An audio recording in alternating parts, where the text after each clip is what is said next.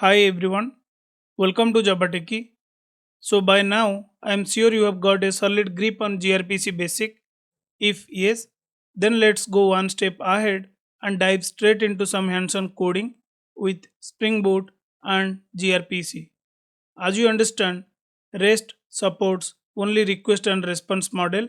However, gRPC supports four different type of communication: unary, server streaming, client streaming, and bidirectional streaming. In unary, you send a single request, server will give you the response back. This is similar to the REST request and response model. In server streaming, you send a single request, server will give you a stream of messages or multiple messages. In client streaming, client will send multiple requests, server will send a single response or once he process all the requests.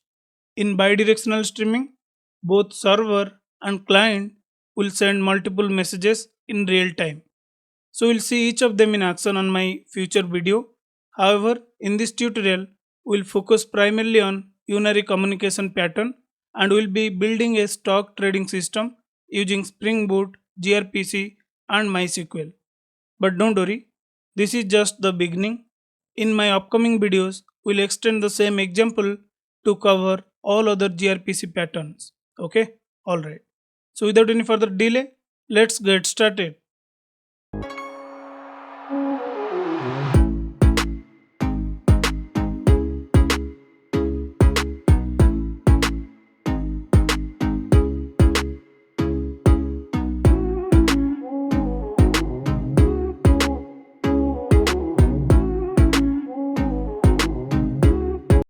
So basically we'll create two different gRPC application. One is your server and other one is your client. And as you know, in gRPC, both server and client follows a contract that is nothing your protofile. So we'll create a protofile and define the message and services so that client and server can communicate with each other using protobuf. So in the server side application, we'll create a RPC service or method to get the stock based on the stock name or stock symbol. Now when the client send the request, the server will fetch the stock information from database and return it back to the client. Okay, so to keep things clear and straightforward, this video will focus on building the server side application and its testing. In the next video, I will demonstrate how to create the client application and establish communication with the server. Hope this makes sense. Now let's go to your favorite ID and start creating your first gRPC application. So I am using Spring Initializer and the latest Spring Boot version is 3.4.4. Let me fill all this information. Since we are building the gRPC server application, I name it to stock trading server. That is fine, right? Now let's add the required dependency. I will add gRPC, that is must needed. Then since my server application will connect to the database, I'll use the JPA dependency. Then database connector. I am using here MySQL. You can use any database. Now just generate the project and import it to your IntelliJ IDEA. So this is our project. Now if you'll go to the pom.xml and if you'll check the dependency what we have added, JPA, then this is the gRPC service, Spring Boot starter for gRPC, then MySQL. Apart from that, to work with gRPC, you need to add couple of additional dependency. Let me copy this. So I will share the source code so that you can check out these dependency. Just update the project. All good. Now what is the first step we understand? We have created the server side application. Now let's start writing the protofile because that is what the contract, right? So let's create a protofile. Now since you have added the gRPC dependency in your POM, you will find another directory called proto. Just create a new file here. You can give something stock underscore trading. The extension must be proto. If you observe, we are seeing the protobuf icon here, right? So it will only visible if you added the protobuf plugin in your ID. So make sure to add that plugin so that it will help you to write the proto file. So let's start writing our first proto file. Before that, if you are not aware about protobuf and its signature, I would strongly suggest you to check out my previous video. Otherwise, you won't understand anything what syntax I am writing here. Fine. First, let's create the service in the proto file. Service is similar to the interface in Java, and you can create the service with the name service, and you can give any name. So I will give stock trading service. Now the way you keep the method in Java interface, similar way in the stock trading service, you can define a RPC method. What is the method we want to define? Get stock price, and what is the input we want to pass, and what is the return type we are expecting. That also you need to define. So in gRPC, you cannot pass the individual parameter or individual field.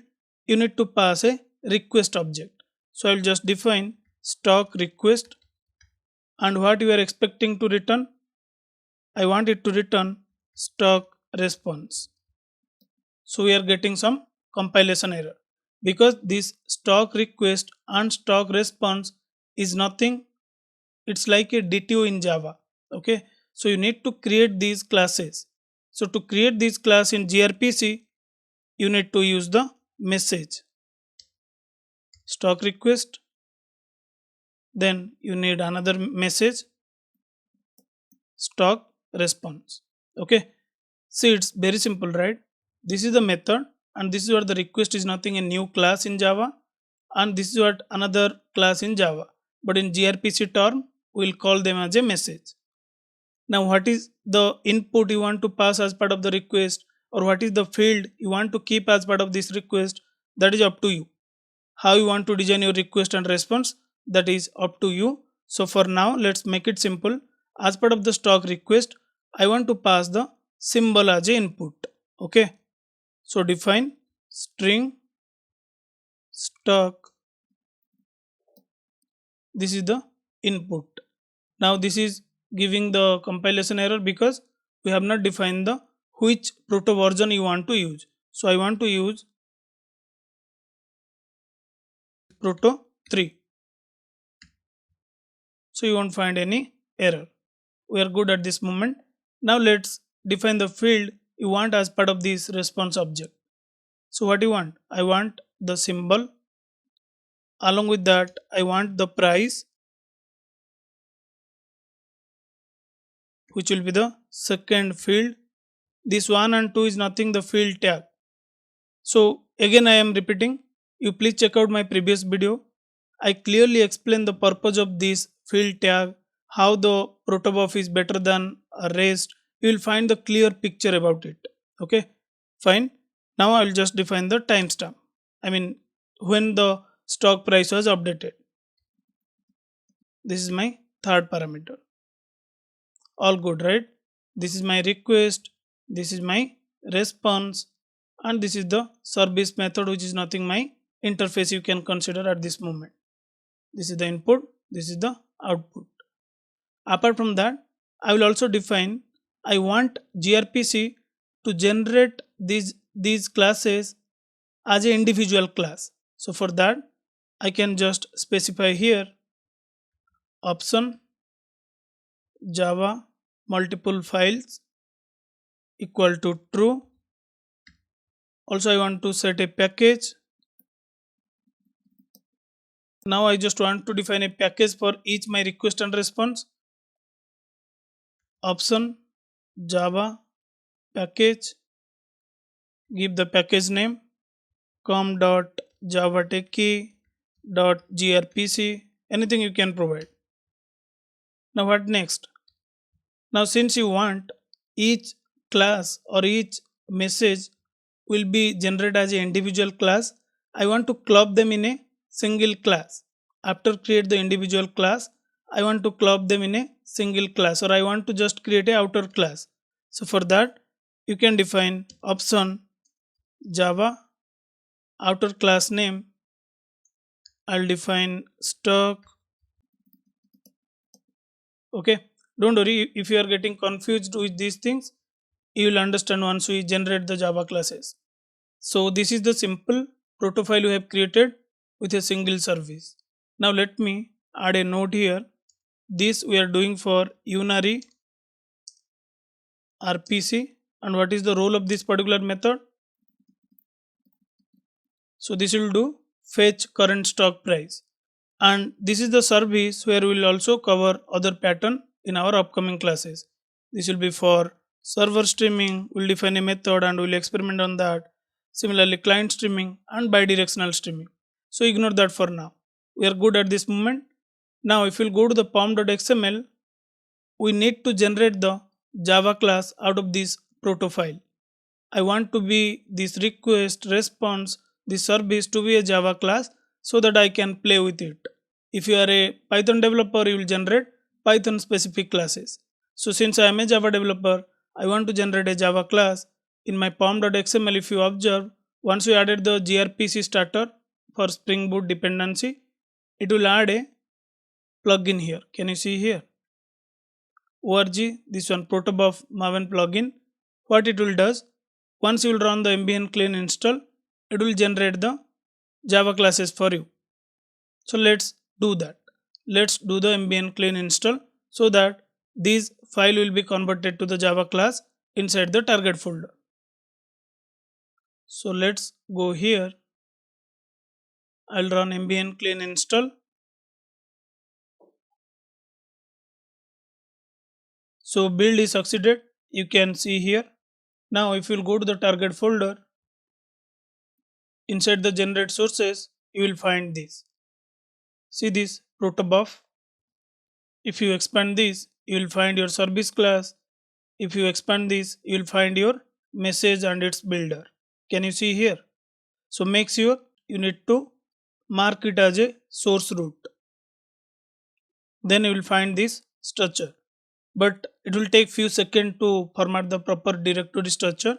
So let me build it again. So you can see it formatted. This is what your service class. If you see here, this is the name of your service, and the method RPC method what you have defined, this one, get stock price. So here gRPC give you the template of your RPC methods.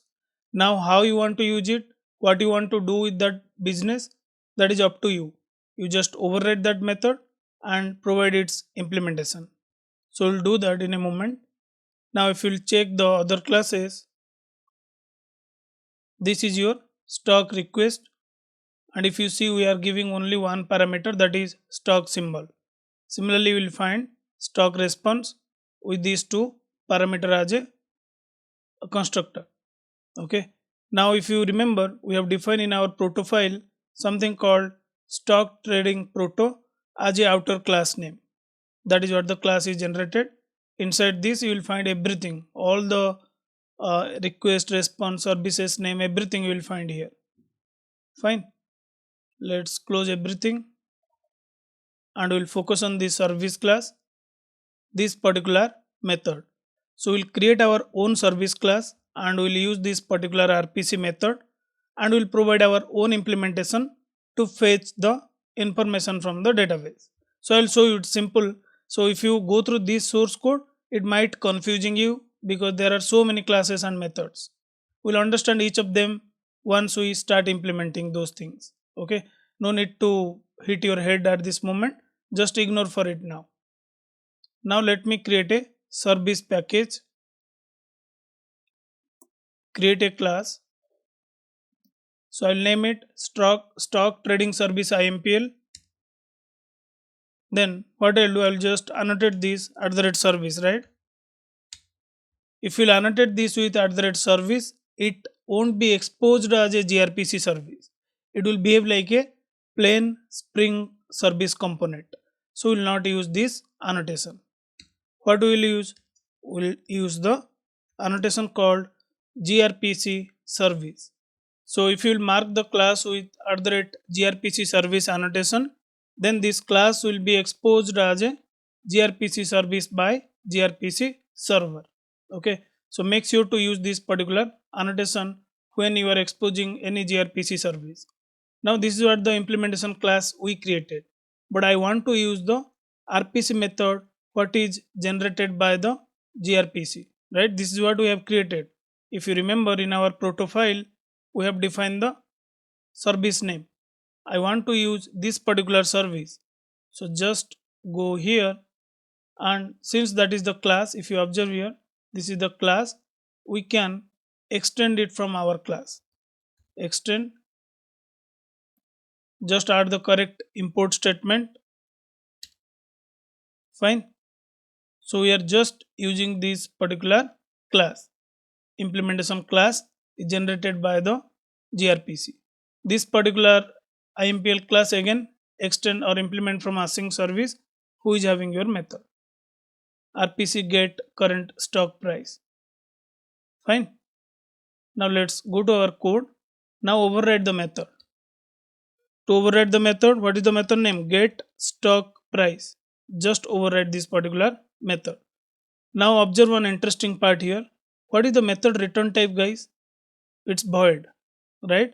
Then when I will access this particular gRPC service from Postman or from the client, how it will return me the value? Because the return type itself is void. Now you need to observe, we have defined one parameter to this particular method, get stock price, while define the contract or while define our service.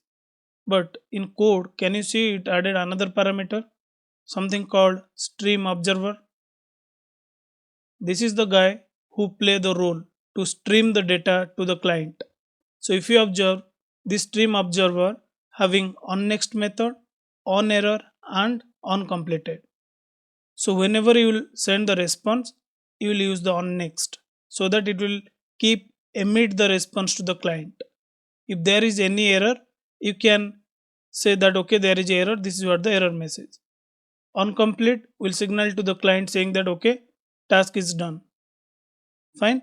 So this on next is the guy who keep emit the event or message or response from server to the client. That is the reason we have this response observer, which is of type stream observer. Just remove this, we don't want to use the super class logic. Rather, what we want to do, we have the request. In that request you will find what, stock symbol or stock name, whatever you can consider. Then pass that stock name and get the stock object from database. Then map the response object and return it back, or just attach to the stream observer. This is what the business logic we want to perform here. So we can return some hard coded value. Since we want to integrate with the database, let's make the application little bit realistic so that you can feel better. So already I created one DB called stock. You can see here I have this particular table with the field ID, stock symbol, price and last updated timestamp. So we'll use the same table. Let's create an entity first. I will go here, I will create another package. Just create the entity class. It's simple, guys, right? So there is nothing. If you observe, we have the class called stock and table name I want to keep the same with what I have the table. Then ID which will be auto generated, stock symbol, last updated time. Currency you don't need, remove it. ID, stock symbol, price and last updated. Now just add the getter and setter method. Now let me create a repository class.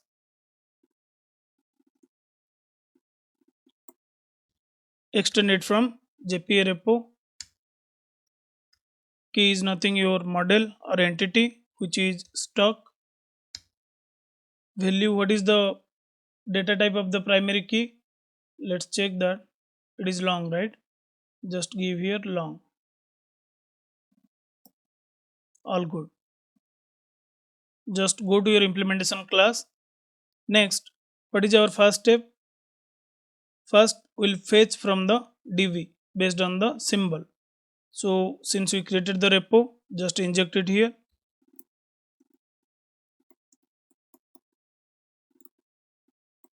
Now what we'll do? First, get the symbol name. which you will get from the request get symbol.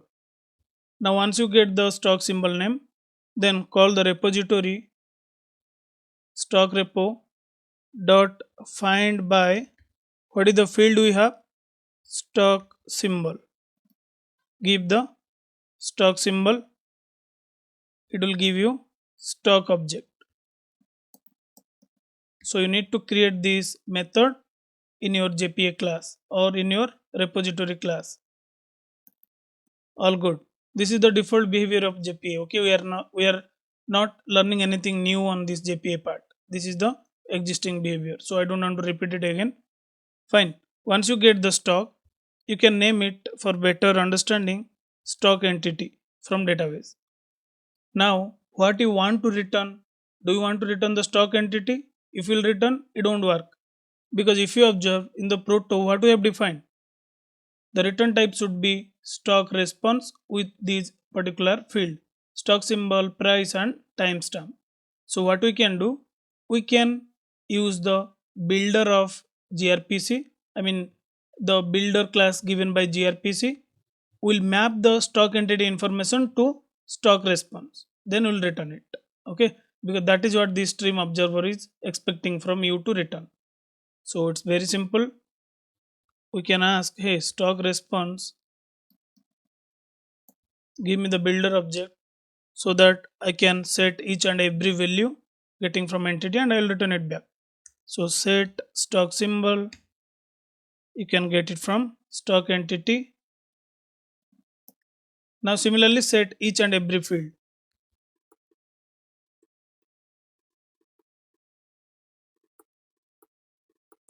Just build the request.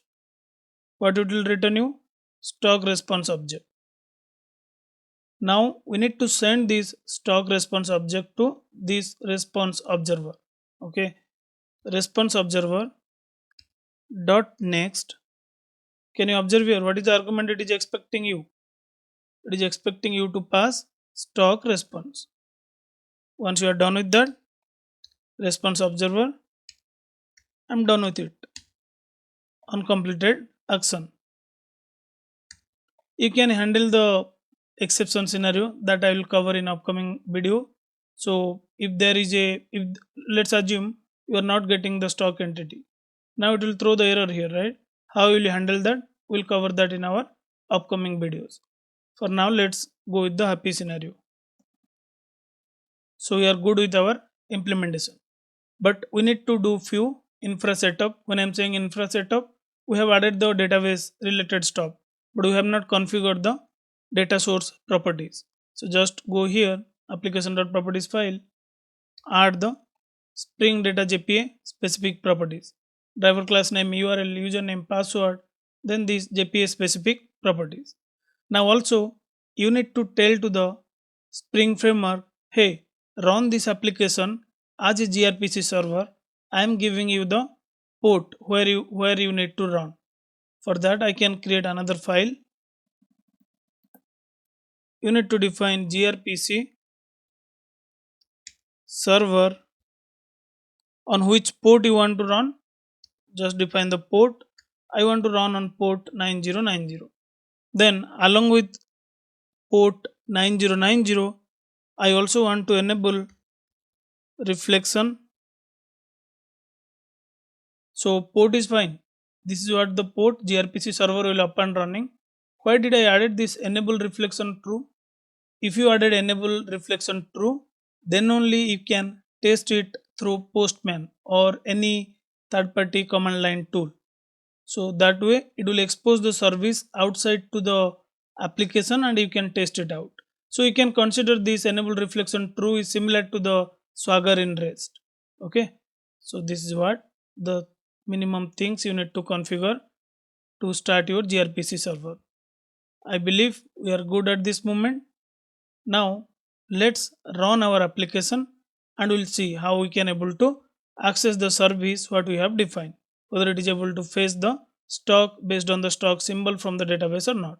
Okay, go to the main class, spring main class, just run it. So it started. If you observe here, grpc server started listening on address 9090. This is what we have specified. Just clear this. Now, how can I test my services? So to test it in real time, the server application will not test through the postman or anything else, because this is what the service you are exposing will be consumed by someone else. Okay, so that I will show you in client application in my next video how you can consume it. But to test whether your things is working or not, you can use postman or grpc call, command line tool, or gzh, anything you can use. Okay, so for now, let's go with the Postman, which is the simple way to test. But make sure you are having the latest version of Postman, which must be 9.7.1. If not, you won't find the option to create a gRPC request. Okay, so if I will click on New, I have the option to create a gRPC request or response. So I mean, I can test my gRPC services. That is what I am trying to convince. Just open it. Now what is the URL? Localhost 9090. That is where my gRPC server is up and running. Currently, if you observe, I disable the TLS because I am accessing it through HTTP, not HTTPS. But if you want to enable that, you can add the SSL TLS certificate. Okay, again, that is another story. We'll cover that. Now, okay, this is what my gRPC server is up and running. But what is the service? How can I get it? So just click on select method. You just need to import your proto file.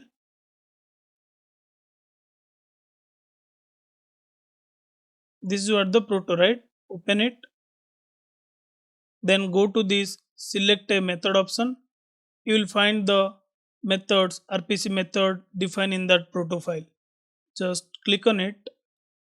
Go to the message. If you don't know what is the input, in Postman you will find option to use example message. This is what the input we want to send. But let me pass the valid stock symbol. All good. Stock symbol of Google I want to test. So once you will send the request will go to this particular service class which you annotate with @grpc service and extend from the stock trading service grpc offered by this IMPL. This is what the class generated by grpc, not by me. Okay, now let's test it out. Can you see the result? Stock symbol is this, price is this, timestamp is this. And another things to observe here, what is the status code?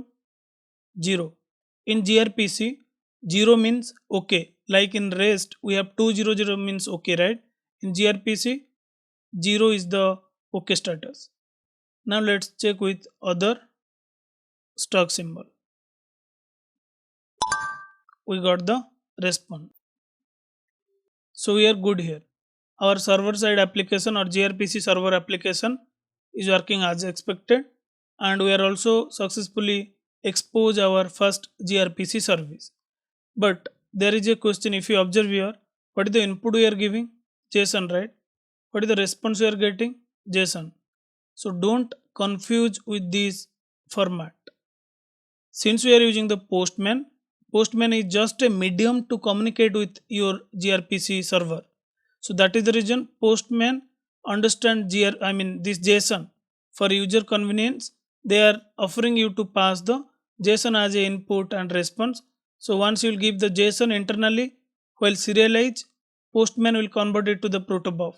While deserialize, Postman will convert it to the protobuf.